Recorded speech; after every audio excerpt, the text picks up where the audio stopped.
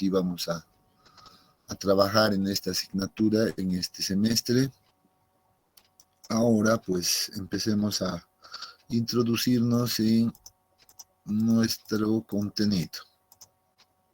¿Ya? Entonces, para eso voy a, déjenme un momentito abrir nuestras referencias básicas y empezaremos a hablar al respecto. Ya tengo esto. Muy bien.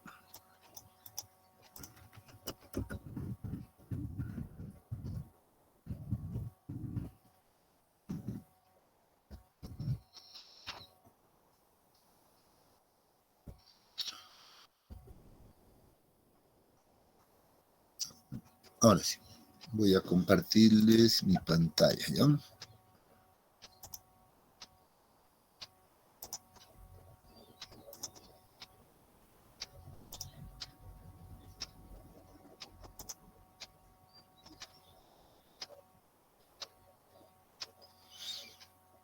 Bien, ya pueden ver mi pantalla compartida, ¿no es cierto? Sí, ingeniero, se logra ver. Muy bien. Vamos a ir a este texto inicialmente, que es, en este caso, pues el material de apoyo para esta asignatura, ¿no? Entonces, bueno, vamos a basarnos en realidad en esto. Recuerdan que hemos revisado la anterior vez el plan global, pues se encontraba prácticamente en base a este documento, ¿no? Entonces, en ese sentido, pues vamos a ir viendo qué es lo que deberíamos de ir revisando. Algo que voy a aclarar en este momento es que no necesariamente vamos a hacer, vamos a llevar este texto pues con todo el contenido de acá. Es muy probable que de alguna manera pues vayamos viendo algunos pequeños cambios ya que yo considero son necesarios. Entonces vamos a estar siempre atentos. Ya si bien vamos a seguir este contenido, entonces pues vamos a tal vez abordar por una metodología un tanto diferente en algunos casos, ya, pero vamos a entrar dentro de todo este contenido. Que es el objetivo en realidad del plan global, ¿no? Abordar el contenido total que se tiene propuesto para esta asignatura. ¿Ya? Vayamos, no quiero ir a contenido, sino que vayamos a empezar rápidamente con que... a ver,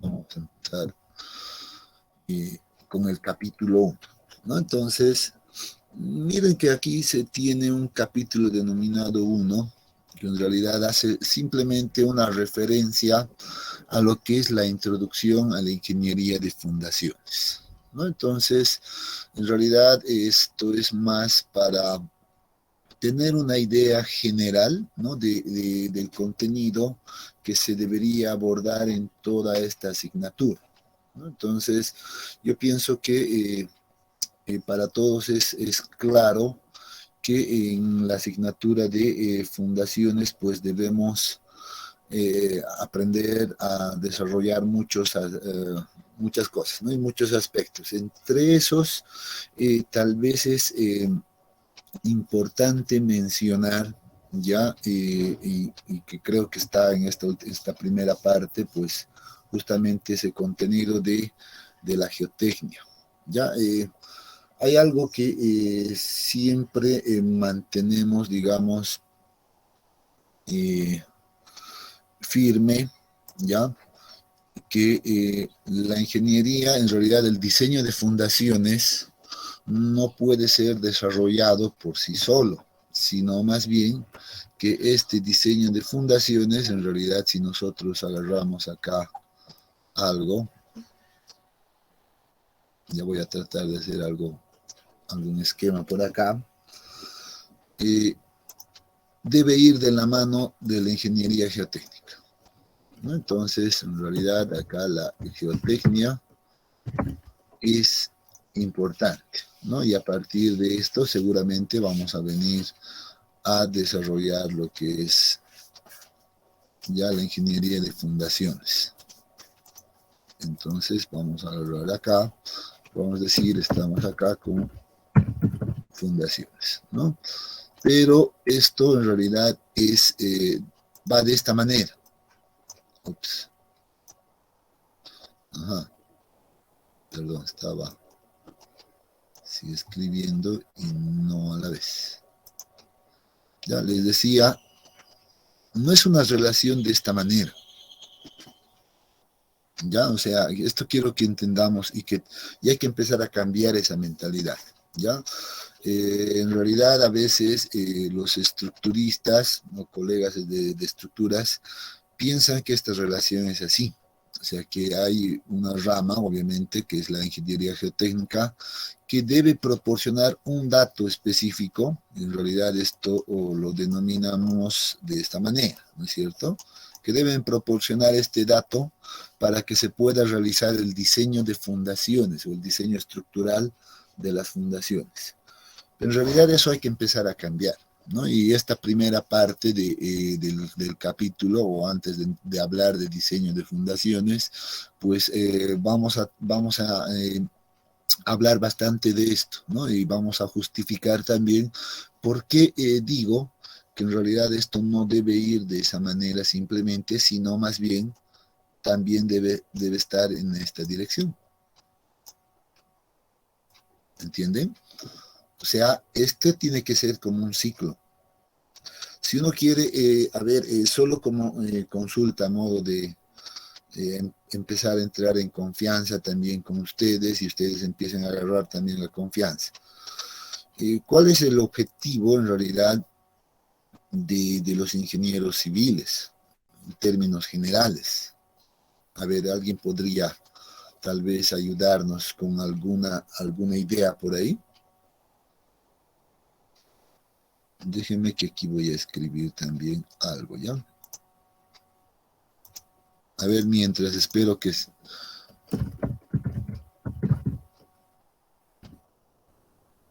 A ver que alguien pueda colaborarnos en algo. Realizar el diseño y la construcción de obras civiles. Sí, correctamente, sí, es realizar el diseño, ¿no? Pero ahí hay algo que falta, ¿no? En ese concepto que podríamos tal vez agregar como realizar el diseño, ¿no? Más económico, pero a la vez que garantice la seguridad estructural, ¿no? Seguro deberíamos de introducir un poquito o ampliar ese concepto de esa manera, ¿no es cierto?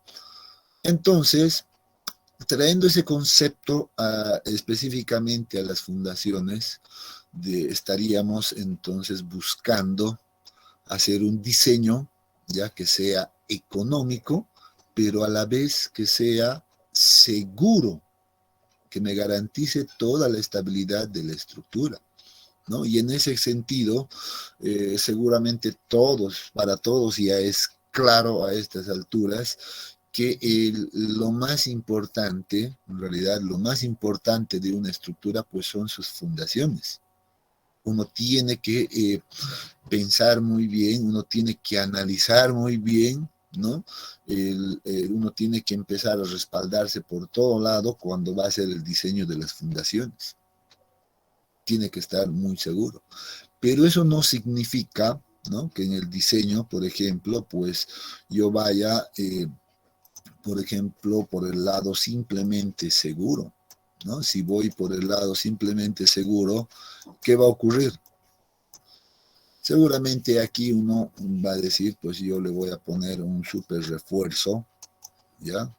Voy a hacer un súper refuerzo y por otro lado, pues me voy a garantizar también ¿no? En ponerle pues unas dimensiones eh, que garanticen toda esa seguridad, ¿no?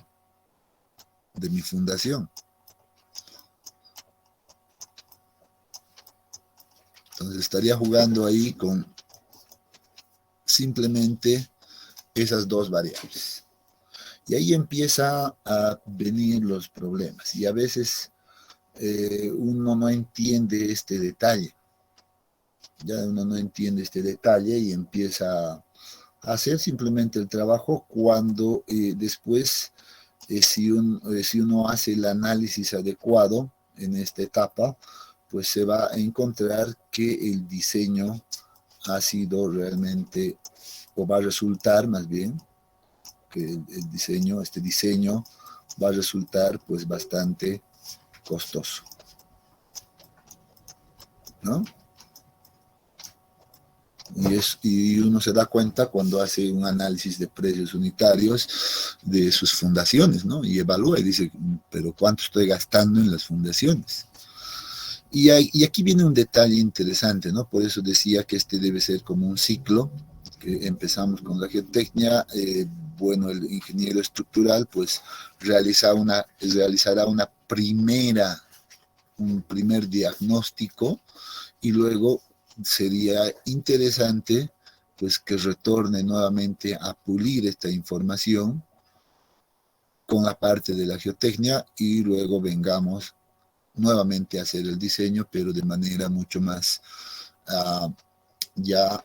tal vez exacta, ¿no? O adecuada para el tipo de estructura que estemos viendo, ¿no? Entonces no se trata de solo mirar esto, sino se trata en realidad, y eso hace la diferencia en la ingeniería, ¿no? Hay que ver también el tema presupuesto, ¿no? Aquí costos. Entonces, aquí debemos cuidar ambas cosas.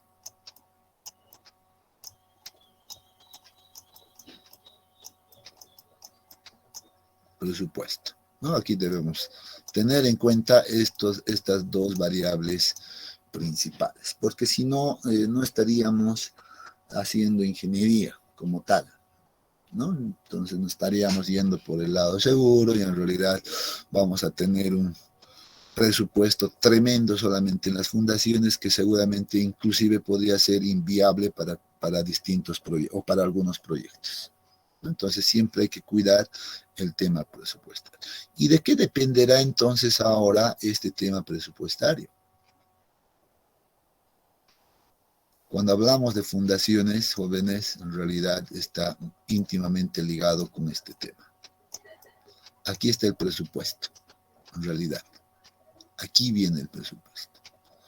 ¿Y por qué decimos que viene aquí el presupuesto? Porque va a depender de lo que se tenga como resultado ya en la parte de la resistencia del terreno, ¿no? O su capacidad de soporte, como bien la denomina. Si nosotros bueno, contratamos a alguien, alguna empresa en geotecnia y, y nos da un resultado, pero pues que no tiene en realidad el respaldo necesario ya de un buen análisis, un buen trabajo con respaldos de ensayos de laboratorio o una buena interpretación, etcétera, pues, ¿qué es lo que generalmente se hace en la geotecnia? Y esto lo digo porque he visto mucho de esto. Uno agarra y dice, bueno, yo no he hecho muchos ensayos acá, ¿ya? No he hecho muchos ensayos ahí, pues entonces le voy a poner un factor de seguridad igual, no sé, miren, eh, lo voy a subir a 4, lo puedo poner 5, pero estoy tranquilo, el área de la geotecnia va a estar tranquila porque le está poniendo un super factor de seguridad, ¿no es cierto? Y eso va a hacer que este valor en realidad pues tienda a bajar bastante. Y cuando esto baja, ya cuando este valor baja, en realidad lo que va a subir son estos en mis fundaciones. sube esto, entonces estamos hablando de volumen de hormigón armado, ¿no es cierto? Estamos hablando de volumen de hormigón armado. Entonces, si el volumen, solo como idea, creo que un metro de hormigón, un metro cúbico de hormigón armado, pues está a razón de 3.000 a 3.200, en fundaciones peor, 3.500 bolivianos, ¿no? Entonces, imagínense ahí, un metro cúbico nada más, cómo hace la diferencia. Entonces, ahí ya se va sumando bastante el tema presupuestario, ¿no?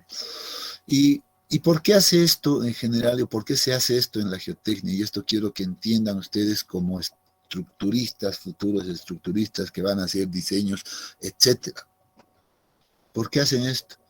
Porque a veces, ya sea el cliente o el mismo estructurista, a veces dice, bueno, yo tengo un terreno de esta manera, o perdón, voy a poner aquí, simplemente, de lo más simple posible. ¿No? Yo tengo un terreno por acá donde voy a construir una estructura.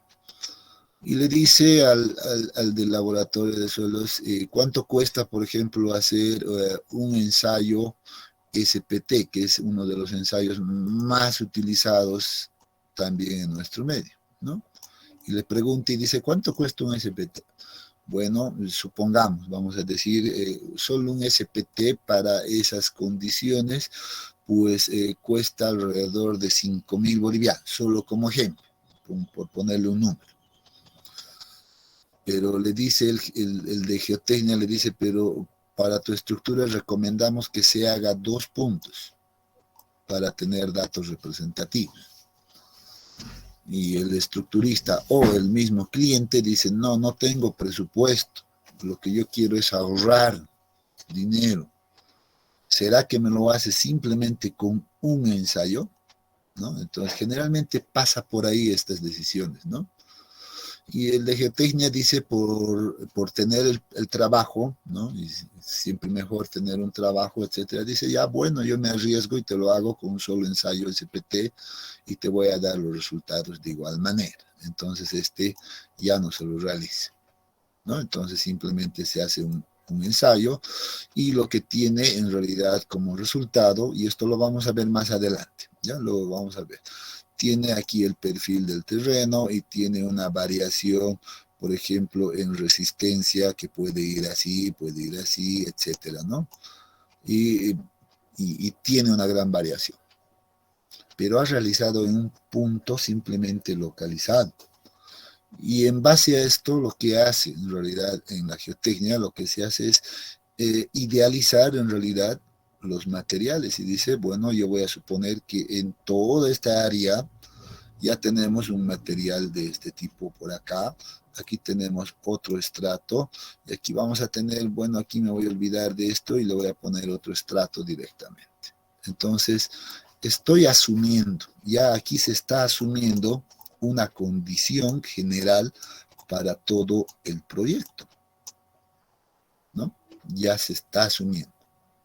Bueno, es más, aquí como tenemos solamente un punto, bueno, a veces simplemente hacemos algunos ensayos básicos para poder identificar el tipo de material y, por ejemplo, voy a decir, hemos identificado con laboratorios de caracterización que aquí es un CL, aquí es un ML muy parecido, aquí es un, no sé, un SP y por aquí recién está la grava porque me ha dado un rechazo, por ejemplo, nada más, ¿no? Entonces tenemos una idealización de un perfil geotécnico. Pero lo más difícil viene acá, para esta parte, y eso debemos entender, el asignar los parámetros de diseño geotécnico, con los que van a salir, o de donde va a salir este cálculo de acá, ¿no? Entonces, aquí necesitamos adoptar algunos valores, por ejemplo, de la resistencia no drenada, importante dato, necesitamos principalmente entre diseño. Aquí podría ser también la resistencia no drenada o, dependiendo del tipo de material, pues el ángulo de fricción interna, aquí necesariamente la cohesión necesitaría y el ángulo de fricción interna, aquí lo propio, etcétera, ¿no? Y en realidad aquí viene el detalle. Como tenemos solamente un punto acá, ¿no? Como tenemos un punto, pues seguramente estos valores pues van a ser estimados a partir de este ensayo, que es lo común que hacen los laboratorios, y les voy a mostrar algunos estudios probablemente, ¿ya? Entonces, utilizan correlaciones empíricas, netamente empíricas, si hay que decirlo, ¿no? Y lo empírico está asociado a asumir ciertas incertidumbres, ¿no? Pero asumo con un solo dato, ¿no? ¿Por qué? Porque aquí he visto que tengo un número de golpes X, aquí tengo otro número de golpes X, aquí tengo otro número de golpes, y con estos valores voy a trabajar para asumir estos parámetros de diseño. Y una vez que he asumido esos valores, pues hago el trabajo y llego a determinar la capacidad última primeramente, luego le aplico esto. Pues, y aquí viene la cosa, ¿no? Como solo he hecho un ensayo, no estoy muy seguro de esto, ¿no? Nadie estaría seguro, ¿no? Probablemente por acá cambie radicalmente esto. Probablemente este estrato no estaba solamente hasta esta profundidad H1, probablemente se encuentre a mayor profundidad y eso ya va a cambiar en todo el análisis, ¿no es cierto? Entonces probablemente en esta zona ya no encontremos este otro estrato, etcétera. Puede ocurrir muchas cosas, ¿no? Entonces, pero ahí viene ya la incertidumbre. Entonces, por eso le aplicamos esto, y uno, para estar seguro en el área de geotecnia, como solo tengo un dato, pues le doy un valor bastante bajo de esto. Y al final, el cliente o el estructurista que quería en realidad ahorrarse unos pesos, ¿no? Y aquí le habíamos puesto como referencia simplemente 5.000 bolivianos que costaba un ensayo SPT, y como el de geotecnia le ha sugerido hacer dos, pues está ahorrando 5.000 pesos, pues seguramente que va a llegar a pagar el triple o el cuatriple, quinto, no sé, inclusive más en sus fundaciones. Lamentablemente es así. No hacemos un buen control en la geotecnia, ahorramos lo más que se pueda, tratamos de buscar un laboratorio que nos haga lo más barato posible inclusive, pero al final eso afecta a esto en las dimensiones, y aquí pues vamos a tener pues mayor volumen de hormigón armado. Si uno hace los costos, pues ahí se va a dar cuenta, ¿no? Y va a decir, pues era preferible hacer no solo dos, sino debería de haber hecho tres, y debería haber adicionado algunos ensayos de laboratorios específicos. Y con esto seguramente este factor de seguridad, pues además el especialista en geotecnia, porque tiene los datos controlados, podía haber bajado inclusive a 2, entre 2 a 3 máximo, que es lo máximo que se trabaja. Pero yo he visto 5, he visto en un estudio de sueldos, y era obviamente irracional, ¿no? Pero también se entiende. Han hecho un punto SPT y querían que se reporte una capacidad admisible para, y era un puente no tan grande, pero era un puente, ¿no? Pero son cosas así, ¿no? Y ahí empiezan a variar las cosas. Entonces, jóvenes, esto simplemente como introducción les digo, pues aquí debemos empezar a coordinar bastante con el área de la geotecnia. Y para eso, para poder ser criterioso en este sentido, pues es necesario conocer ciertas, no sé, ciertas condiciones de la geotecnia. Es más, sería ideal, ¿no? Esto es ideal obviamente, que el estructurista sea también geotecnista o entienda de la geotecnia. Por lo menos haga un curso específico en diseño o capacidad de apoyo de fundaciones superficiales o profundas. Hay cursos, hay diplomados que se hacen ahora en eso, ¿no? Entonces, sería lo ideal para poder en el futuro, pues, realizar, pues, trabajos de manera efectiva y adecuada,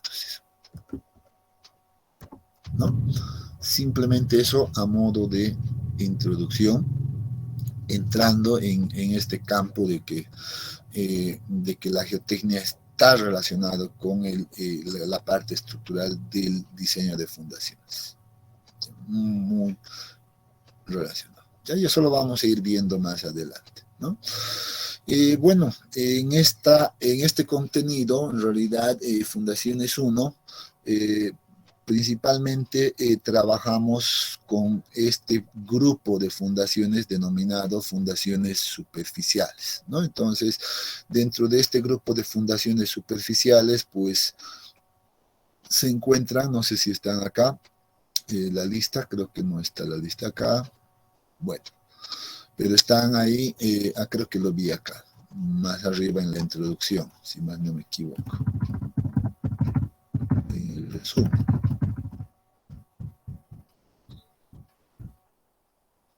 Aquí sí está. Están, por ejemplo, las zapatas aisladas, ¿no? Esas zapatas aisladas con sus distintas variaciones céntricas, concéntricas, de esquina, etcétera, ¿no? E inclusive ahí tenemos cuando se introducen los denominados en este caso arriostres o retranqueadas, etcétera, ¿no? Aquí hay una amplia variedad de tipos de fundaciones aisladas, ¿no? Y luego están dentro de este grupo de fundaciones superficiales también las vigas de fundación y losas de fundación principalmente, ¿no? Aquí también deberíamos de hablar de lo que son las zapatas combinadas, ¿no? O continuas también que deberíamos de atacar, ¿no? Combinadas, continuas, retranqueadas, etcétera, ¿no? Entonces, todas esas variedades, pues, son estudiadas en esta asignatura de Fundaciones 1. Entonces, deberíamos nosotros esperar que al final de la asignatura pues estemos capacitados para poder hacer el diseño estructural de todas esas fundaciones, ¿no? En fundaciones superficiales. Hay otro grupo de fundaciones que son las denominadas fundaciones profundas, ¿no? Entonces las fundaciones profundas pues también es un grupo bastante variado, ¿no? Ahí tenemos desde los micropilotes, tenemos desde micropilotes, pilotes hincados, pilotes vaciados y perforados in situ, etcétera, que deben ser vistos en otra asignatura, ¿no? Entonces ese no compete en realidad a fundaciones. Entonces, pero debemos conocer que sí existen aquellos, ¿no? Bien, entonces vamos a empezar a nosotros enfocarnos en este grupo de fundaciones superficiales, ¿no? Entonces, anotaremos por acá como introducción, tal vez siempre esto, ¿no? Entonces, dentro de esto, vamos a decir que tenemos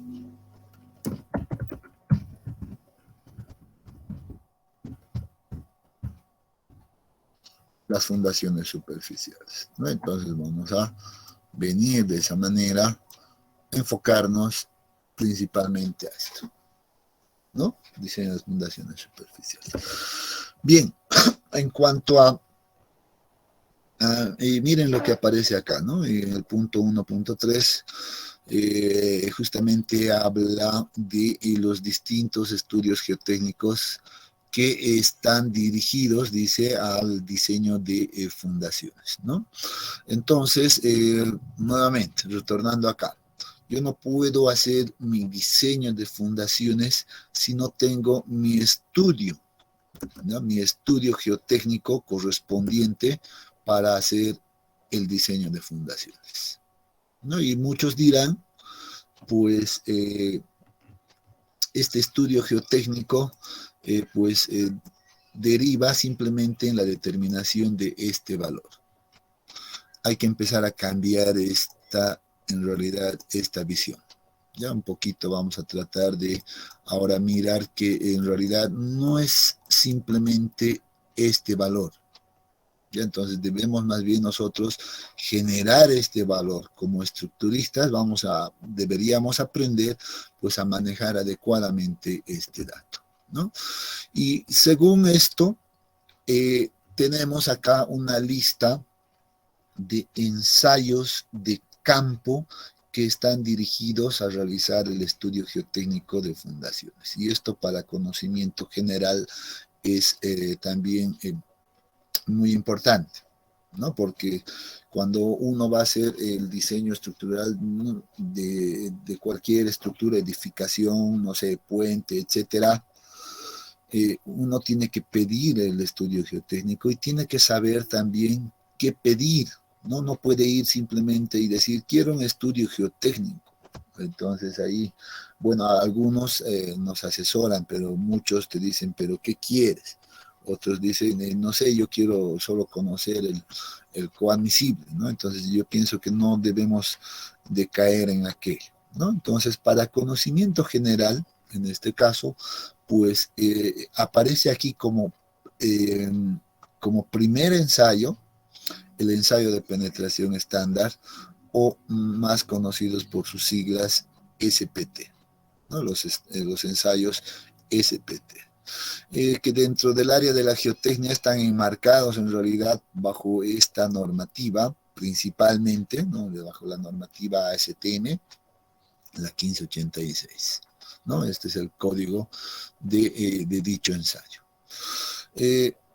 Pienso que este ensayo es el más utilizado a nivel nacional, ¿no? Y no solo nacional, sino también mundial, ¿no? Aunque ya en otros países están utilizando otro tipo de ensayos, pero el más abordado, el más conocido, inclusive hasta puedo decir el más confiado por muchos profesionales, es el ensayo SPT. Entonces uno tiene que empezar a ver esto. Yo estoy seguro que este ensayo ya lo han visto en la asignatura de Mecánica de Suelos 2, Exploración del Subsuelo. Estoy seguro, porque es contenido de esa asignatura, ¿no? A ver, o alguien me dice que, a ver, podría decirme que no lo ha visto en Mecánica de Suelos 2. No estoy diciendo si recuerda o domina, solo estoy diciendo que si lo han visto o no, porque, bueno, seguramente vamos a recordar algunos conceptos importantes y básicos en realidad sobre este ensayo. A ver, todos han visto, ¿verdad? De Mecánica de Suelos 2. Sí. Sí. Sí, estoy seguro que sí. Sí, correcto, estoy seguro que sí. Pero vamos a cambiar ahora un poco la visión, jóvenes, ¿ya? Seguramente Mecánica de Suelos 2 lo han visto como ya en la parte final, creo que también ese es un detalle que debe cambiar, ¿no?, de la asignatura, y probablemente ya lo han visto simplemente de pasada y recuerdan tal vez algunos pequeños detalles, ¿no? Vamos a cambiar la visión, digo, en el sentido de que ahora debo mirar a este ensayo como una prueba que me va a ayudar a mí a controlar mis parámetros de diseño. Voy a mirar desde ese punto de vista ahora. Y como les he dicho, es interesante y sería muy interesante que como estructuristas, pues, manejen ya esta parte. Ya es muy importante. ¿Ya? Entonces vamos a tratar de un poquito enfocar en ese sentido. Yo les voy a ir hablando de esa manera, de una manera bastante práctica y aplicativa, sobre todo. Ya no vamos a entrarnos en la teoría engorrosa que dice, pues corregiremos de esta manera o hagamos esto. Eso es para los geotecnistas, ¿no? Los que van a hacer la geotecnia. Los estructuristas tienen que mirar los datos e interpretar para su objetivo. Nada más. Y vamos a puntualizar en esa parte. Ya yo les voy a decir, miren, estos son los resultados del SPT, ustedes tienen que mirar esto, vean aquí, vayan acá directamente, ¿no? Entonces vamos a mirarlo de esa manera ahora, ¿ya? Muy atentos al respecto. Bueno, como les decía, en realidad yo pienso que el objetivo de colocar todo este contenido en el texto de referencia, en el texto guía, nuestra bibliografía base, es justamente el de recordar de alguna manera lo visto en mecánica de suelos 2. No creo que esté acá como para aprender a desarrollarlo pues al 100%, ¿no? Sino que más que todo enfocarnos en ese punto de interpretación nada más, ¿no? Porque aquí en esta primera parte nos habla de los detalles, cuáles son las condiciones en las que se tienen que realizar. Por ejemplo, se utiliza un martillo de 63.5 kilogramos, la cual debe caer en caída libre desde una altura de 76 centímetros, lo cual va a transmitir una cierta energía al terreno, ¿no? Y debido a esa energía, pues una cuchara muestreadora va a penetrar en el suelo, etc. Eso es teoría, ¿no? Toda la teoría del ensayo SPT, ¿no? Pero que sí, en términos generales, debo conocer, sí, ¿no? Entonces, aquí está esa primera parte para saber cómo funciona o cómo se lo realiza de manera adecuada. A veces nos toman el pelo, inclusive algunos laboratorios, ¿no? Recuerdo yo hace muchos años que veía algunos laboratorios donde nos toman el pelo en la realización del ensayo SPT, ¿no? Y nosotros mirando, ahí haciendo inclusive hasta supervisión y si no conocemos el procedimiento, pues nos están tomando el pelo, ¿no? Entonces, hay que tener también un poquito de ese conocimiento, ¿no? Entonces, en términos generales, bueno, aquí hay una descripción un poco a detalle. Me gustaría que ustedes lo revisen esta parte de ejecución para conocimiento general, ¿no? Sin embargo, yo voy a agarrar, creo que tengo por acá, si tengo un documento de un curso previo, aquí está, ya, vamos a ver esto, ya un poquito de acá, no quiero entrar mucho en detalle respecto al ensayo SPT porque realmente es amplio, ¿no? La idea no es que vayamos a estudiar en realidad el ensayo SPT, sino que quiero que nos concentremos en lo básico y en entender algo puntual de este ensayo SPT, ¿no? Para su realización se utiliza esta cuchara muestreadora, denominada también cuchara de Terzaghi o cuchara bipartita. Bipartita se denomina porque tiene esta forma, ¿no? Se puede partir en dos, la cual es unida a una punta cónica muy particular que tiene una inclinación de 60 grados. Bueno, les sigo hablando de teoría, ¿no? En realidad cumple unas condiciones específicas esta cuchara, ¿no? Y esta es la que es introducida en realidad en el terreno, ¿no? Y al ser introducida en el terreno mediante una serie de golpes que se les da a la cuchara, pues la muestra va a introducirse en este tubo de acá, en la cuchara bipartita, ¿no? Y una vez que se introduzca, nosotros sacamos el muestreador y vamos a observar que nos proporciona una cierta cantidad de muestra. Esta muestra, para empezar, solo me sirve para caracterizar el material. No puedo realizar con esta muestra que sale aquí ensayos de resistencia, por ejemplo, cortes directos, triaxiales, compresiones, no puedo, ni consolidación, ni dimensional, etcétera. No puedo realizar ningún ensayo que me dé parámetros de diseño. Solo puedo hacer granulometría, límites de consistencia, gravedad específica, etcétera, todo para caracterizar al material y saber qué tipo de material es, nada más. Ya eso hay que tenerlo claro.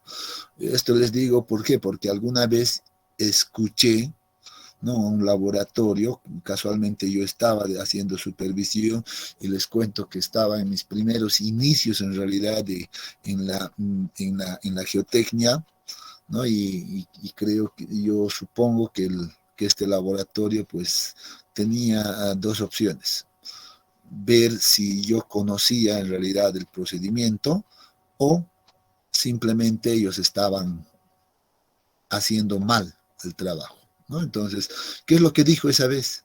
Justo sacaron, estábamos realizando el ensayo en un material arcilloso y salió una muestra muy bonita acá, muy bonita. Ya no tenía estas disgregaciones que se ven acá, sino que era muy uniforme, salió el arcillo. Y entonces él dijo,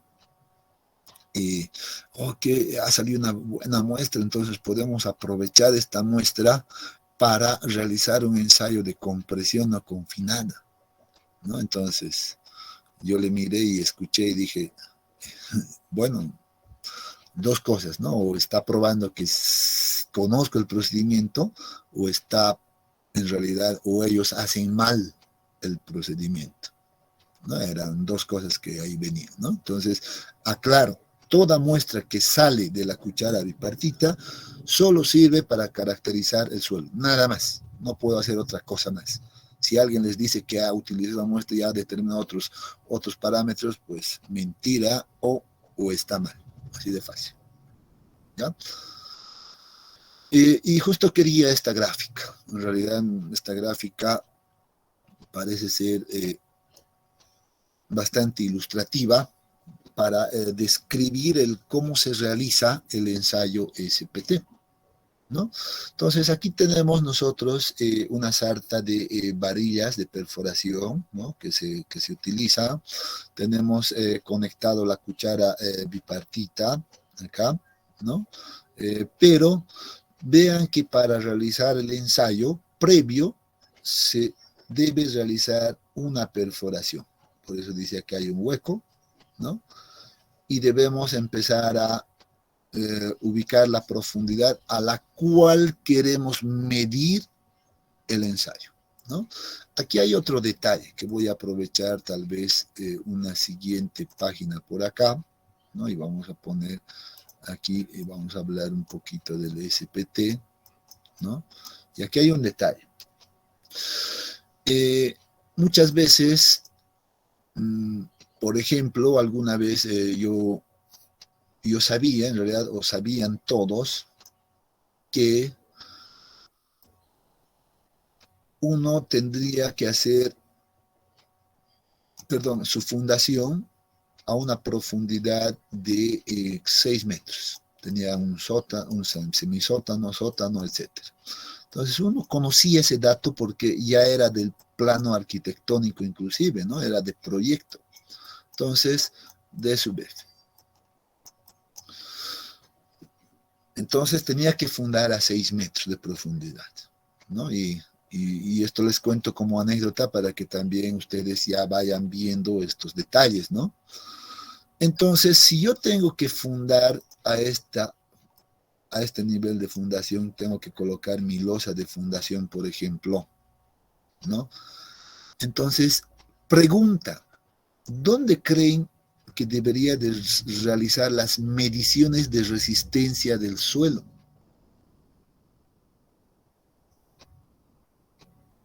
¿A qué profundidad, si quieren? A ver, ¿qué dicen?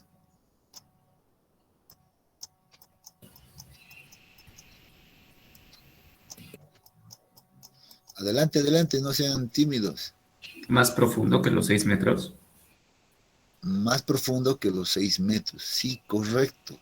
Es más, ¿no? Aquí, en realidad, uno debería de medir entre 6 metros, lo voy a poner de otro color, y seguramente hasta una profundidad, pues, mayor, ¿no es cierto?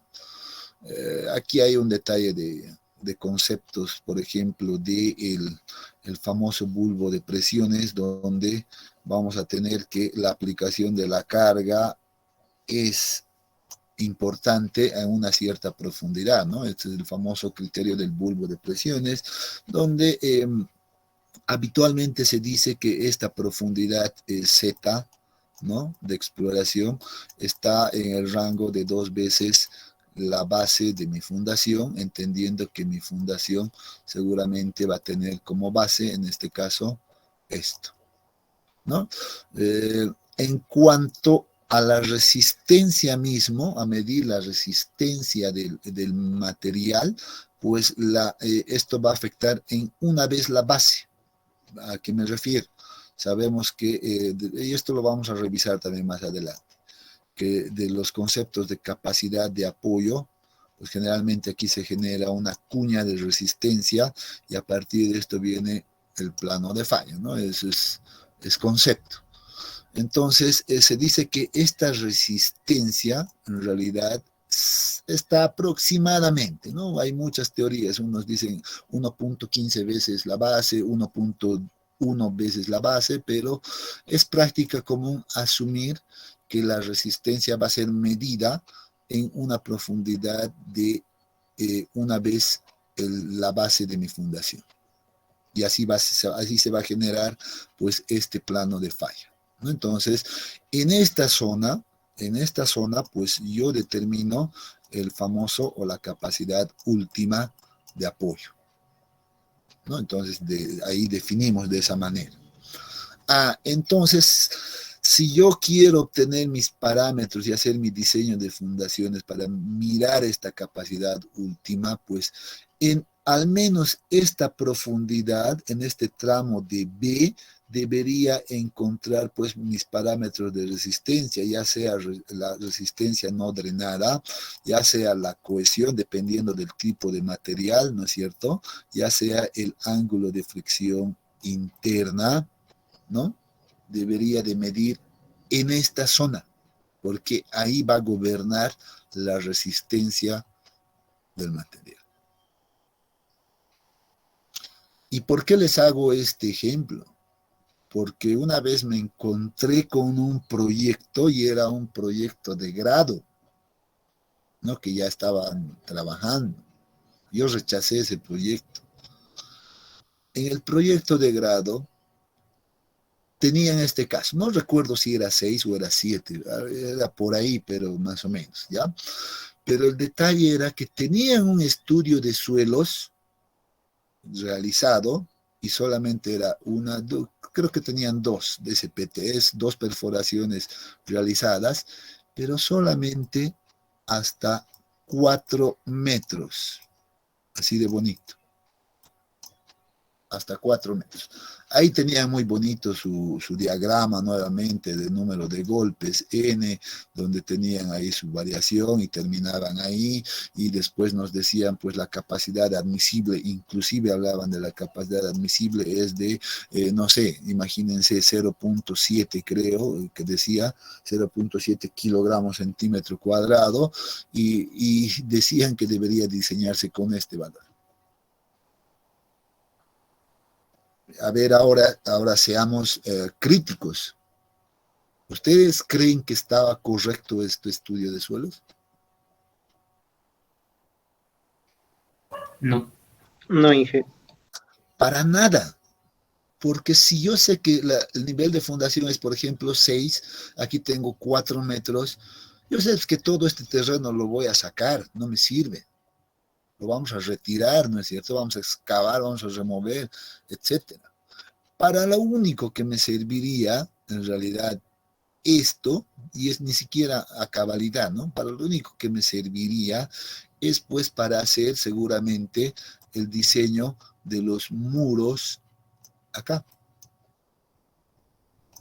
Solo me servía para eso. aquí que voy a utilizar, como estoy hablando de sótanos, debo utilizar muros de contención, ¿no es cierto? O muros de sótano, ¿no? Que también esto es un tema de Fundaciones 2, no la vemos acá.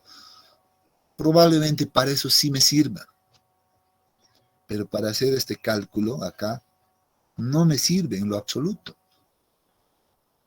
Dos cosas: rechazo el estudio o me arriesgo a asumir, y miren el riesgo, ¿no?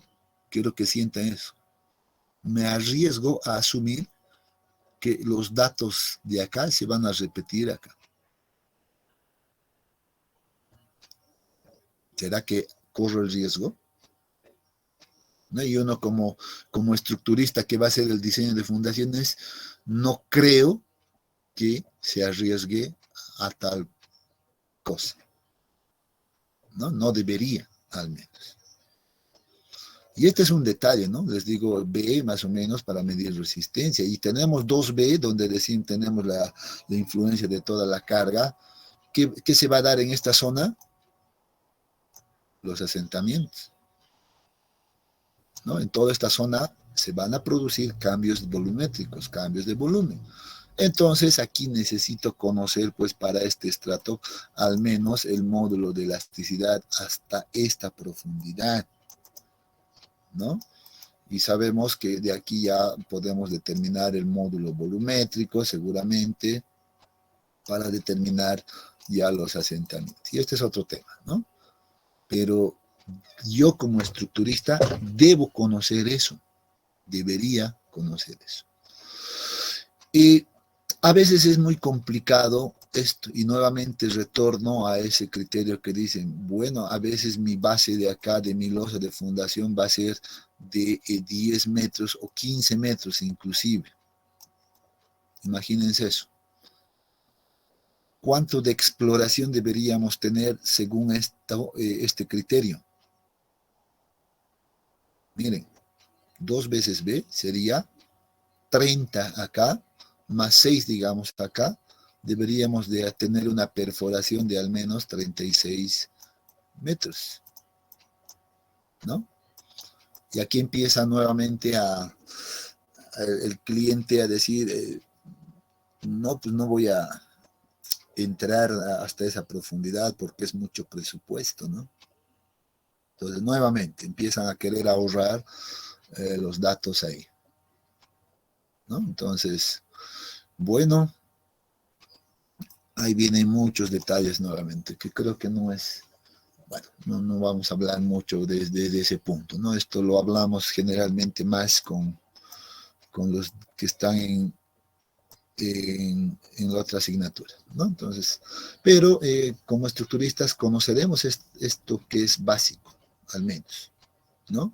Si yo voy a fundar a esto, pues debo exigir al laboratorio que al menos me haga una perforación, pues que entre en este rango, ¿no? Que entre en este rango y pueda darme parámetros también confiables de esta zona. Eso al respecto. Bueno, en ese sentido, pues yo programaré seguramente la realización de los ensayos SPT, porque cada medida es un ensayo SPT, ¿no? Cada cierta profundidad. Es habitual, ya que a veces se la realiza esto cada 1 metro, pero también se la realiza cada 1.5 metros o cada 2 metros o en cada cambio de material que uno observa. Pero como regla general, casi todos realizan cada 1 metro una medición que la resistencia del material. Por tanto, debo perforar 1 metro de profundidad, coloco la sarta de perforación con la cuchara bipartita y luego voy a conectar el martillo que tiene estas características y voy a elevar el martillo hasta esta altura, ¿no? 76 centímetros, y voy a dejarlo caer, ¿ya?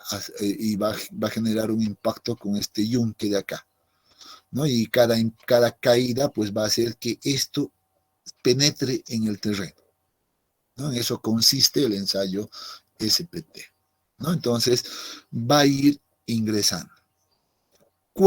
¿Qué es lo que nos dice la normativa? La normativa nos dice que debemos nosotros medir, ¿no? Tres, tres tramos, ¿no? Tres tramos en la cuchara bipartita de 15 centímetros cada uno. O sea, en total 45 centímetros, ¿no es cierto? Y en cada tramo de 15 centímetros nosotros debemos registrar un valor de número de golpes correspondiente a cada caso. Por ejemplo, miren acá, hemos dejado caer el martillo de esta altura, ¿no? Cada caída es contado como un valor de número de golpes 1. Voy a utilizar esto para que esto no quede tan suelto. De la siguiente manera. Cada caída que da este martillo, pues se cuenta como un valor de n igual a 1. Entonces nosotros contamos cuántas caídas son necesarias para ingresar estos primeros 15 centímetros. Bueno, acá está con punto 52 simplemente por las unidades, ¿no? El cambio de unidades, ¿no? Pero entendemos de manera general que son 15 centímetros. Control, ¿no? Y para eso, seguramente, en la parte superior, cuando he colocado, antes de iniciar con los golpes, pues yo voy a tener un punto de referencia por acá y voy a marcar, por ejemplo, aquí 15, aquí voy a marcar otros 15 y aquí otros 15, ¿no? Y cuando esto llegue a este nivel de referencia, ¿no? Entonces voy a decir, voy a registrar cuántos golpes han sido necesarios para que se introduzcan esos 15 centímetros. Y anoto, por ejemplo, voy a anotar que han sido necesarios pues 10 golpes en esa primera etapa. Estoy suponiendo, ya 10 golpes para que introduzca estos 15 centímetros. Bueno, anoto en mi planilla de registro.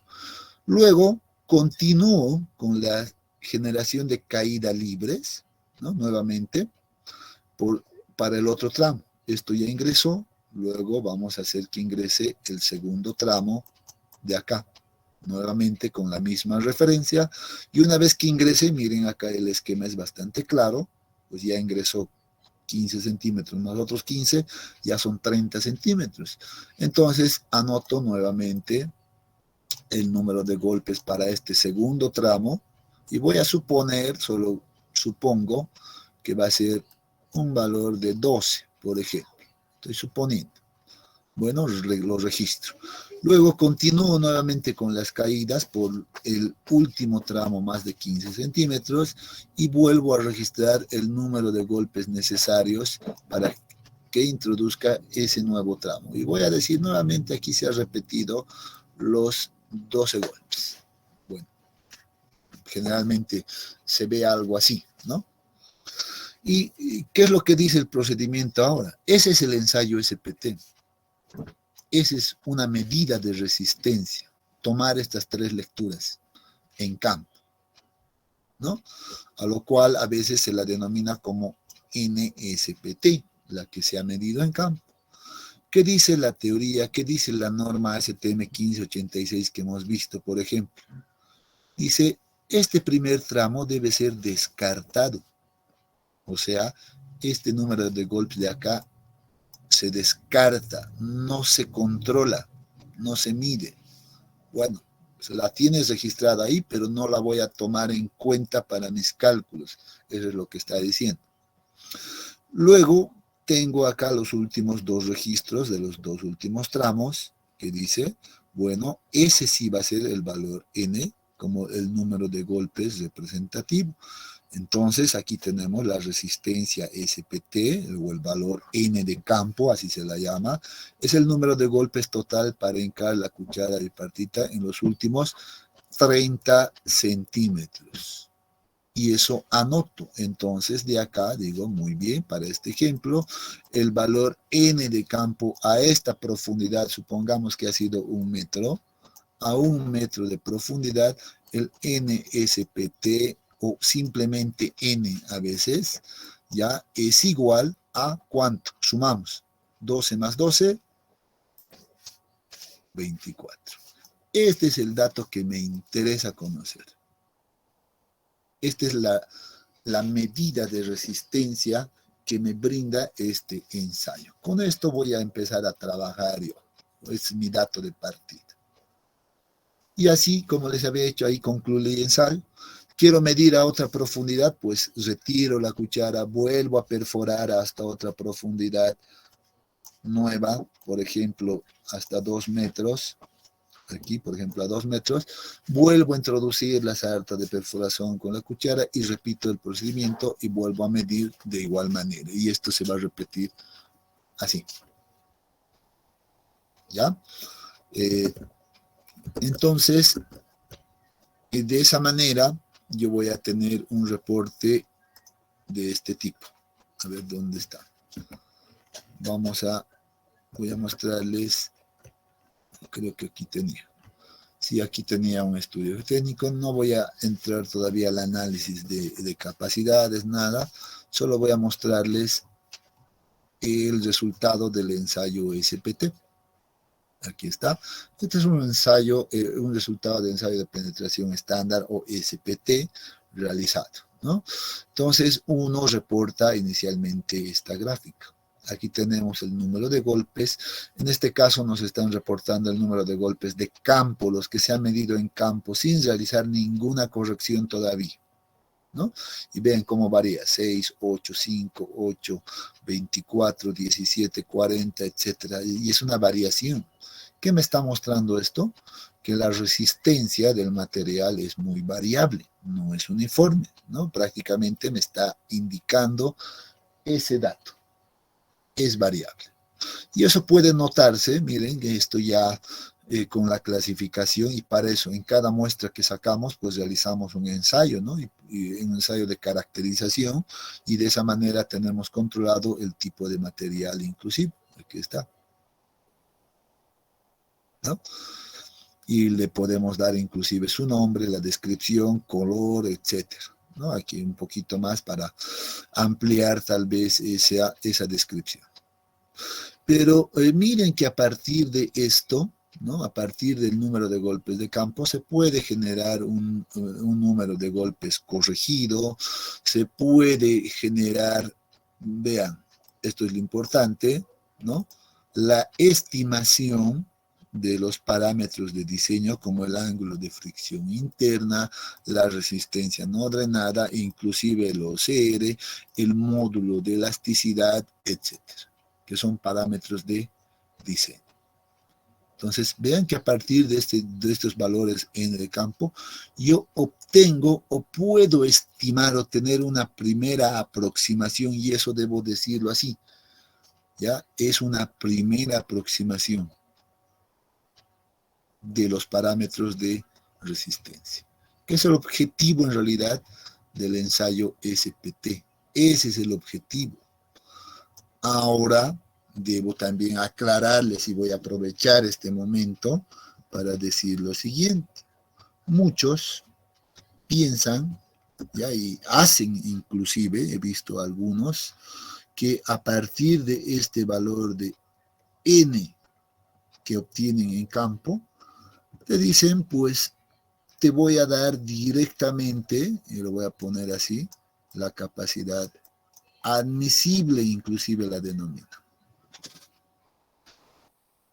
¿Ya? Y bueno, la verdad que yo les digo, y ustedes deben saber en este momento, eso no es correcto. No es correcto. El ensayo SPT te sirve para esto, para estimar los parámetros. Hay muchas correlaciones. Va a variar seguramente el valor de esto dependiendo a la correlación que utilicemos, ¿no? No es el caso todavía ahorita de hablar de aquello. No necesitamos, pero ustedes como estructuristas deben saber que si alguien les dice que a partir del número de golpes N, ya sea N60, algunos manejan eso, o N de campo, peor todavía, ¿no? SPT, les van a proporcionar esto, realmente sepan que esos resultados van a estar mal. ¿Qué es lo que hacen generalmente? Dicen, esto va a ser próximo. Lo voy a poner solamente para que tengan una idea, ¿ya? Dicen, va a ser acá, la capacidad admisible, dicen, va a ser igual al N60, ¿no? Al N60 dividido entre un factor que va de 10 a 14 o 12, he visto, generalmente. A un factor que va entre 10 a 12. Miren la simplicidad como lo muestra, ¿no? Y uno podría decir, miren, imagínense, si yo tengo un valor de N60, por ejemplo, cuánto habíamos, no, NSPT que habíamos medido, eran 24, ¿no? Supongamos que ese 24, bueno, luego vamos a hablar. Pongamos como un dato nada más, lo divida entre 10. Miren qué me está diciendo. Que la capacidad admisible debería de ser igual a 2.4 kilogramos por centímetro cuadrado. Y la verdad que he visto muchos trabajos que hacen así. Otros para asegurarse le ponen 12 y ahí bajan un poquito esto. Pero eso está completamente errado, ¿no? Está mal. Y es más, luego te proporcionan y te dicen, creo que sí no tiene, ¿no? Y te proporcionan una curva similar a esto. Obviamente que va a salir paralelo a esto, ¿no creen? Si estamos con los mismos valores acá y le aplico el mismo factor abajo, pues vamos a tener una variación de la misma manera, ¿no es cierto? En la misma forma, solo en otras unidades. ¿No creen? Pues eso está mal. No sé si lo tengo acá. Sí, pero no sé cuál es. Aeropuerto.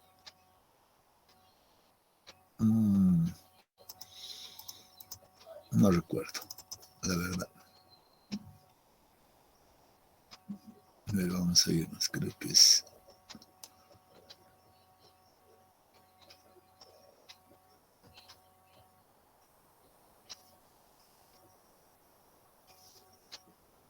No, no es esta. No es esa. Bueno, no quiero entrar en mucho detalle.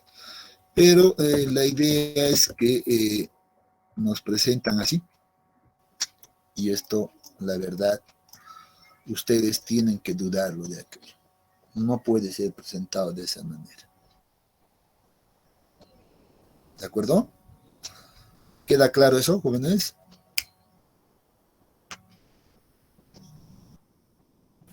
Sí, ingeniero. Sí, sí. Mucho cuidado con este valor, no piensen que el coadmisible es un chiste, ya les he dicho, el coadmisible es el que te va a definir muchas cosas, ¿ya?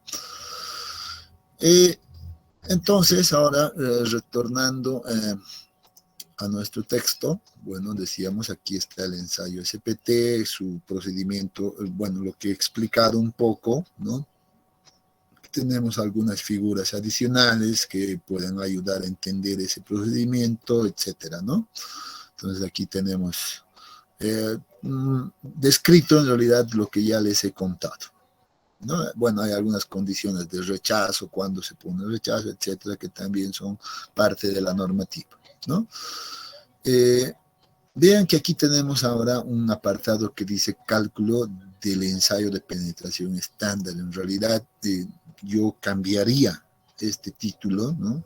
Sino lo pondría como tal vez corrección del número de golpes N.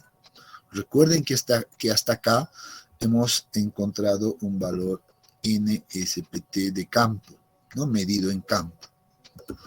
Entonces, una vez que se mide en campo, pues aquí, sí, esto es trabajo de los geotecnistas, no tiene que ver nada con el estructurista, pero debe conocer el estructurista que se deben realizar esas correcciones, ¿Ya? El electricista debe saber que se deben hacer correcciones a ese valor N de campo. No sé por qué se me ha perdido esto. Nuevamente, debe saber que ese valor que hemos obtenido en campo y le hemos denominado NSPT y les he dicho simplemente N, deben ser corregidos. ¿Ya? Debe ser corregido. Y además la misma norma ASTM te dice debe ser corregido y estandarizado a un valor N60, que significa a un valor de energía del 60% utilizado en el ensayo. ¿Ya? Ese es un tema conceptual. Pero lo que yo debo mirar como estructurista es esto, que si el laboratorio ha trabajado con valores N60. Eso, la norma me dice, estandarice a un valor N60. ¿De acuerdo? Entonces, eso debo mirar, que todos mis parámetros o los parámetros que han adoptado, por ejemplo, como la resistencia no drenada, ángulo de fricción, etcétera, se encuentren en base a este parámetro. Eso debo controlar yo como ingeniero, ¿no? Debo mirar ese detalle, ¿no? Y aquí tenemos, por ejemplo, ese detalle, dice, bueno, esto es lo que no me agrada, se queda ahí. Voy a borrarlo. Y luego dice, como cálculos, acá dice, a partir de los datos obtenidos durante la cuestión del ensayo, se debe, el supervisor calcula el número de golpes N para la obtención de parámetros necesarios, el número de golpes N es la sumatoria, etcétera, bueno, es lo que hemos indicado. Con propuestos de cálculo y análisis en gabinete, el supervisor determina el número de golpes N70, algo en lo personal yo no estoy de acuerdo, ya, la verdad, pero bueno, aparece ahí en la bibliografía. Yo no trabajo, personalmente no trabajo de esta manera. Yo trabajo directamente al N60 como dice la norma y aplico exactamente las mismas condiciones acá, las mismas ecuaciones. Vean, estos son algunos factores de corrección que se utilizan ya para corregir el número de golpes N de campo, nada más. Entonces se utiliza una serie de ecuaciones, factores que dependen de la eficiencia del martillo, la energía utilizada, etcétera, etcétera, ¿no? Entonces hay que tener un poco en cuenta esto. Esto lo hace el trabajo de la geotecnia, ¿no? Aquí nos dan algunos valores que se utilizan para cada uno de esos factores, dependiendo de la condición en la que nos encontremos, ¿no? No vamos a entrar mucho en ese detalle, ¿no? Y luego, inclusive dice, pues debemos encontrar un N70 si es que estamos trabajando con suelos arenosos, ¿no? Una corrección por presencia de agua o esfuerzo efectivo, ¿no? Y donde se sube N depende del esfuerzo efectivo justamente, ¿no? Y que es propuesto por distintos autores. Creo que no vale la pena mucho mirar estos detalles, ¿no? Y miren aquí, bueno, para mí es una contradicción en el texto, ¿no? Primero te dice aquí el texto, y por eso yo les voy a decir que no le den mucha importancia a esto, que determines N70, luego encuentres el N'70, que es todavía la corrección, una corrección por presión efectiva adicional, ¿no? Y que trabajes con N70. Pero de repente aparece por acá y dice, es muy útil obtener el perfil del suelo en base a muestras obtenidas de clasificar el suelo. En la tabla 1.3 se presentan correlaciones aproximadas entre la consistencia del suelo y el N'60. Miren, te dice acá, si el valor, no sé, o sea, de N60, por ejemplo, es entre 0 y 3, es una arena muy suelta. Si está entre 3 y 8, este valor de N60 te dice, toma estas clasificaciones. Entonces ya aquí hay una contradicción, ¿no es cierto? Entonces no puedes trabajar con N70 aquí y decir todo es N70 y después venir y decir aquí es N60, ¿no? Entonces aquí algo anda mal, ¿no? Entonces, bueno, aquí tenemos la interpretación. Aquí vamos a ver lo correcto. ¿Ya? Entonces, ¿cómo debería de trabajarse? Esto es lo correcto. Hacemos el SPT. ¿Ya? Aquí está algún procedimiento adicional con fotografías, etcétera, algunas fotografías reales, distinto tipo de martillos también. Aquí estos son los martillos de seguridad, por ejemplo. ¿Ya? ¿Por qué hace diferencia de aquello? Porque para las correcciones necesitamos saber qué tipo de martillo se ha utilizado. Este es el de seguridad, este es el de tipo dona, ¿no? Que tiene un hueco al centro, estos martillos, ¿no? Tienen un hueco al centro, son tipo dona, y los martillos automáticos que tienen estos equipos. Son 3 tipos de martillos diferentes que se utilizan, ¿no? Aquí están distintos equipos también. Mi gran amigo Raulito, que aquí está con su famoso SPT, ¿no? Automático. Estos también de seguridad, ¿no? Se llaman de seguridad porque tienen esta ancla. Vienen acá, se anclan, van arriba, liberas y liberan también aquello, ¿no? Bueno, es otro detalle, no vamos a entrar mucho en aquello. Donde yo quiero apuntar es a esto. Factores de variación en la medición del valor NSPT. Debe ser medido entre N60. Debe ser al N60. Y de esta manera. Miren acá, ¿se parece mucho? Sí, lo que se utiliza en el texto, que para mí ya es un error.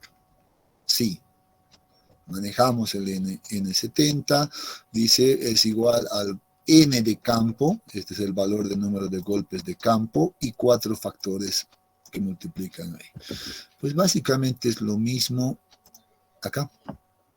1, 2, 3, y este es el cuarto factor entre este y este, la relación entre ER y 60 y el NSPT. Pues básicamente es el mismo, ¿no es cierto? No solo que están ahí con otra identificación por la normativa que se utiliza nada más, pero en realidad es lo mismo. Entonces, aquí hay que tener mucho cuidado. Miren que aquí el eta 1 era igual a la energía correspondiente al martillo dividido entre 70. Y aquí aparece esa misma energía dividido entre 60. Pues la norma te dice esto. Estandarice al N60. Nunca te dice estandarice al N70.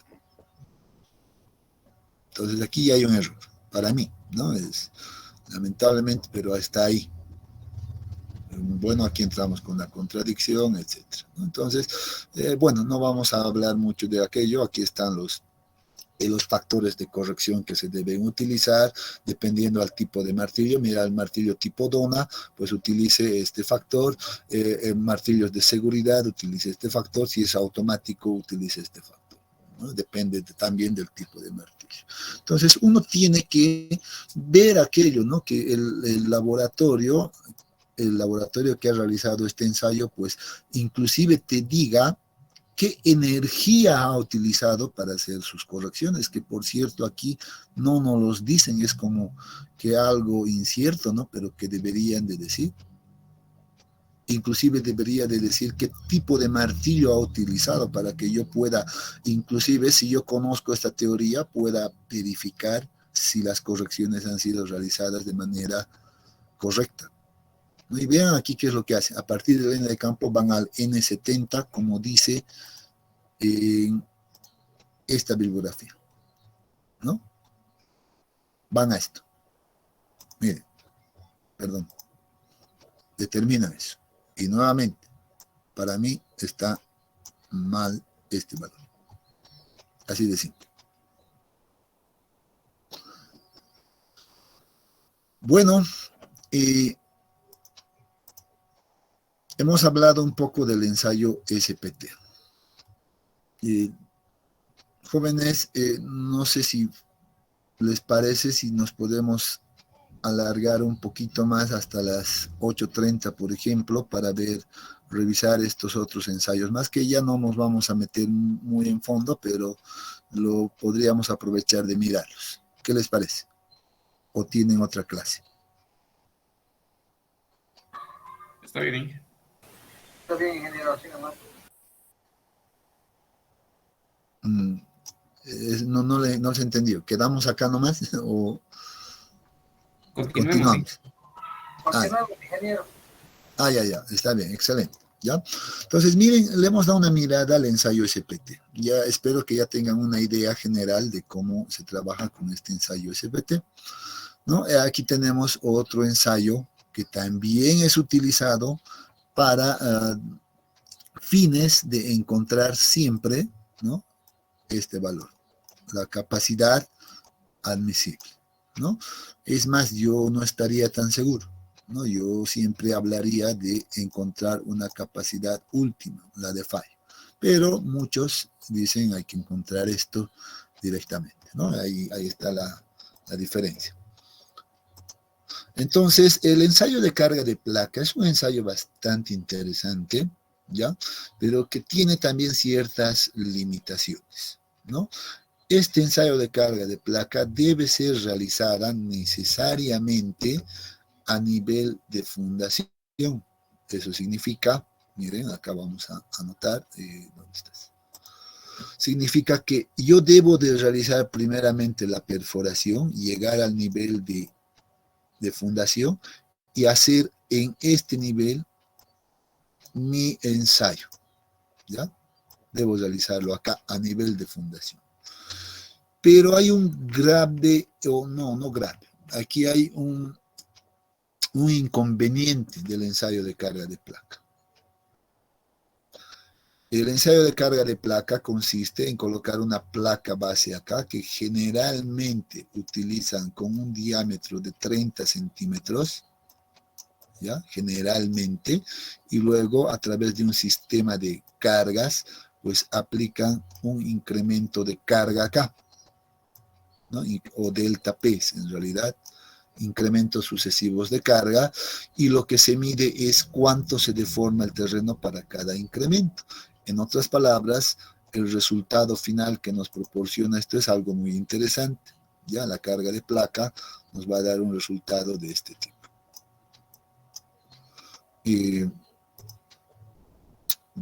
Por lo general aquí medimos la deformación, ¿ya? La deformación del suelo, o que lo asocias, la puedes asociar igual al asentamiento que conocemos, y en este lado mides pues la carga o la presión ejercida, porque como tienes el área controlada, fuerza sobre área es presión, ¿no?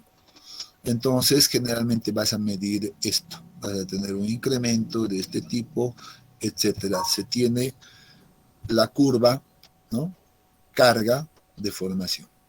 Y esto es muy interesante, ¿no? Pero el inconveniente que les digo es el siguiente. Como tienes simplemente 30 centímetros, tú vas a tener tu representatividad efectiva de este ensayo en solamente 60 centímetros, lamentablemente. Ese es el inconveniente. Te da muy buenos datos, excelentes datos, pero que van a ser representativos de 60 centímetros nada más. Más acá probablemente ya cambie todas las condiciones y no sea el adecuado, ¿no? Por eso, a veces no se utiliza la carga de placa para determinar exclusivamente pues la carga última, sino más bien se utiliza con fines de encontrar el coeficiente de balasto. Ese es más bien el objetivo principal de esto, ¿no? Ya más adelante vamos a hablar de esto cuando estemos viendo losas de fundación o algo. Y creo que a alguien se le quedó el micrófono prendido y que además está de compras por ahí, creo, en el mercado, ¿no? Entonces, bueno, lo que les decía es un pequeño inconveniente de este ensayo, ¿no? ¿Qué nos dice acá? Bueno, hay algunos datos que necesitamos, datos hidráulicos. Miren que aquí estoy viendo que se han utilizado todo lo del manual de carga de placa del laboratorio de geotecnia de la San Simón, ¿no? Tenemos las placas de distintos diámetros, correcto, sí, etcétera. Pero la idea es esto, ¿no? Aquí tenemos nuestra placa, debemos llegar a nivel de fundación, puede ser profundidad de fundación. Ponemos un gato hidráulico, ponemos una carga muerta por acá y aplicamos la carga ahí y miramos las deformaciones, ¿no? Entonces, ese es el procedimiento. Bueno, aquí hay una lista también medio larga en realidad de qué es lo que uno debe medir, cuánto medir, cuánto tiempo debe medir, etcétera, ¿no? Que no creo que venga mucho al caso de aquello, ¿no? Simplemente estamos conociendo los distintos ensayos. Y aquí tenemos esa curva que les decía, carga, deformación. Bueno, aquí está en otro eje. En lo personal a mí no me gusta representarlo más de esta manera porque es lo más adecuado. Bueno, al menos estoy más acostumbrado yo, pero vean que aquí está al revés, ¿no? Una carga ahí que va creciendo y la deformación que va en este sentido, ¿no? Entonces tiene esa gráfica de carga-deformación. Entonces, miren lo que nos proporciona el método. Nos dicen que a partir de esta curva de carga-deformación, puedo determinar, ya, yo puedo determinar esto. Bueno, esto es la presión, no interesa mucho aquello. Esto, la carga última, ¿no? La capacidad última de apoyo de la fundación.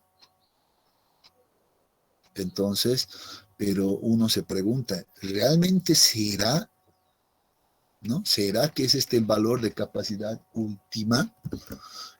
Considerando este detalle, yo la verdad no creo. Miren que te puedes encontrar simplemente dentro de esta zona y no has medido nada, ¿no?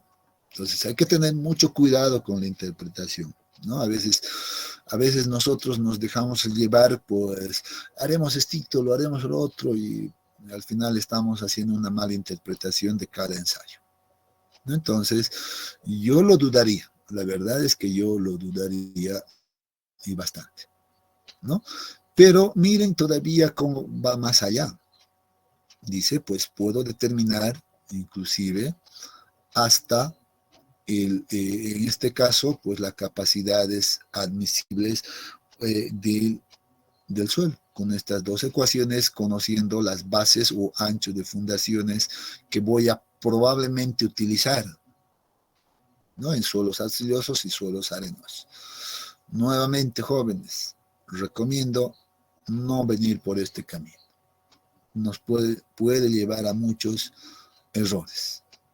Entonces, conclusión, el del ensayo de carga de placa, esto es lo mejor. ¿Ya?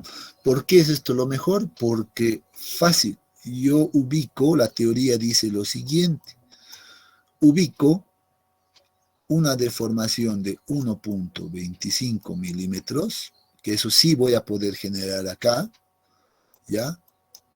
Y la carga que le corresponde a esa deformación, pues va a ser igual a mi coeficiente de balasto.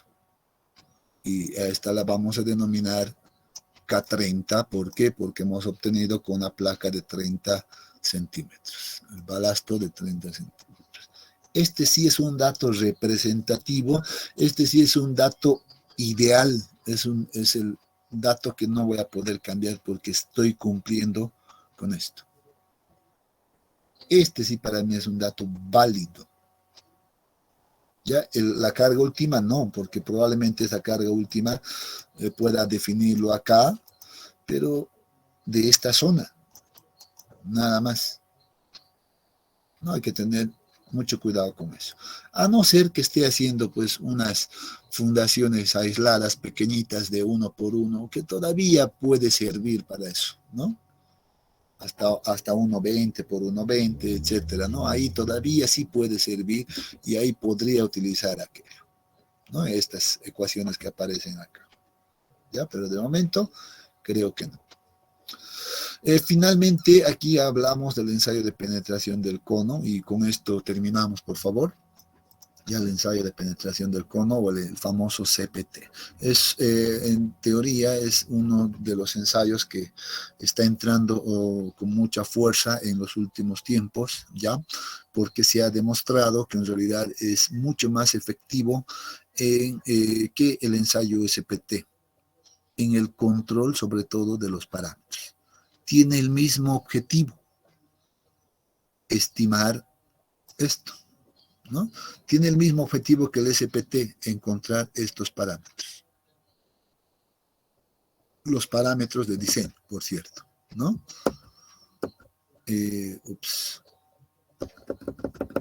Se me fue. Lo perdí. Ahí está. ¿Ya? Tiene los mismos objetivos. La metodología cambia, claro que sí, porque utilizamos ahora otro accesorio diferente. Este es el cono, ¿no?, que se introduce en el terreno. Bueno, estoy viendo que este cono es un poco más antiguo, es el cono mecánico. Ya actualmente ya no se utiliza mucho este cono mecánico, ya quedó obsoleto. Se utiliza pues el cono eléctrico o piezocono que se denomina. ¿Ya? Entonces, ¿cuál es la ventaja de este ensayo CPT? La ventaja del ensayo CPT es que tiene un control continuo. Tiene un control continuo. Recuerden que les había dicho que en el SPT yo debo perforar 1 metro, luego pasar a otro metro y en cada metro hacer las mediciones, ¿no es cierto? El ensayo CPT, por lo contrario, voy a colocarlo por acá, el CPT o CPTU, dependiendo del cono, pues lo que va a hacer es tener un control de 2 variables principalmente, pero a lo largo casi continuo de todo el perfil. 2 cosas que se miden con el ensayo CPT: la resistencia en la punta en que se genera en ese cono que hemos visto, denominado Q sub C, ¿ya? Y por otro lado, la fricción que se genera en las paredes del cono. Y de igual manera vamos a tener seguramente pues el control casi continuo. Digo casi continuo porque el equipo te permite programar que tú puedas registrar cada 2 centímetros de profundidad una lectura de estas 2 variables.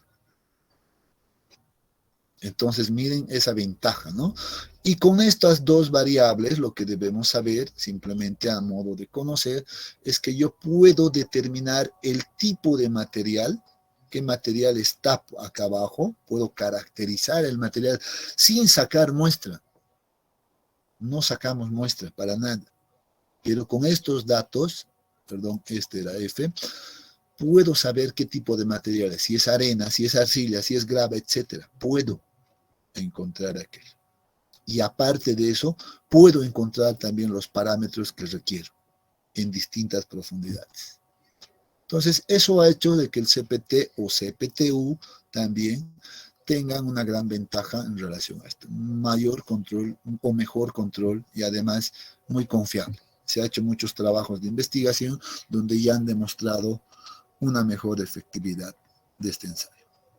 Pero tiene una limitante.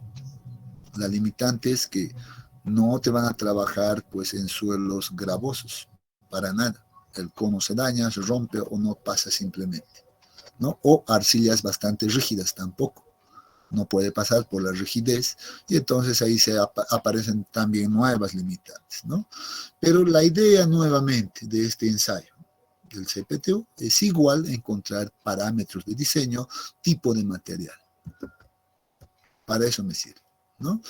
Bueno, aquí he visto una fotografía que está equivocada, ¿no? Este no es un equipo CPT, para nada. Este es un error. Debe ser un error que se les quedó por ahí, ¿no? Este no es el ensayo CPT. Para el ensayo CPT se necesita un camión de sondeos, una prensa de mucha capacidad, etcétera, ¿no?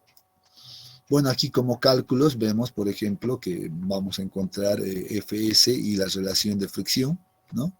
Con los valores registrados, ¿no? Que me parece no está muy completo acá la información del ensayo CPT, ¿no? Tal vez si gustan, más adelante o la siguiente clase podemos ampliar si les interesa, o les puedo facilitar algún documento para que le puedan dar una mirada más a detalle, ¿no? Esto no, de hecho no corresponde para nada, está mal, hay que ponerle inclusive, hay que ponerle esto, no corresponde, esto es SPT, esto no es CPT menos CPTU, su fuente de internet está mal, ¿ya? Y bien, miren que con eso hemos visto un poco de los ensayos dirigidos a la exploración del terreno, que es paso previo al diseño, ¿no? Y luego estamos entrando en lo que son los tipos de fundaciones superficiales. Aquí están zapatas aisladas, combinadas, conectadas, vigas de fundación y losas de fundación, los cuales ya nosotros vamos a estudiar en esta asignatura, ¿no? Vamos a aprender a hacer el diseño de estos elementos, ¿no? Entonces eso sí nos queda claro, ¿no? Estos son los tipos de fundaciones a los cuales hacíamos referencia hace un momento, ¿no? Y luego ampliamos cada concepto. Y nuestro capítulo 2, que lo vamos a ver la siguiente clase, pues va a ser la de capacidad última de carga y coeficiente de balasto. Miren, acá aparece lo que ya les había adelantado anteriormente, ¿no? No vamos a entrar mucho en detalle nuevamente. Ya, esto es un tema de mecánica de suelos 2, pero nuevamente vamos a ir a puntos claves que necesitamos conocer. ¿Ya? Bien, jóvenes, si tienen alguna consulta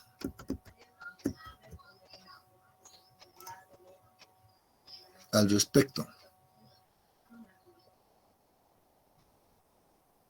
Nos hemos pasado un tanto de las clases. Si no hay preguntas, no hay consultas, pues quedaremos acá por hoy, y el día lunes, ahora sí los tengo ya bien programado, ahora sí estoy mentalizado ya en lunes y miércoles, pues vamos a continuar el día lunes. ¿Ya? Que tengan muy buenos días entonces, jóvenes. Hasta luego, Inge. Hasta luego, Inge. Hasta luego, Inge. Hasta luego a todos.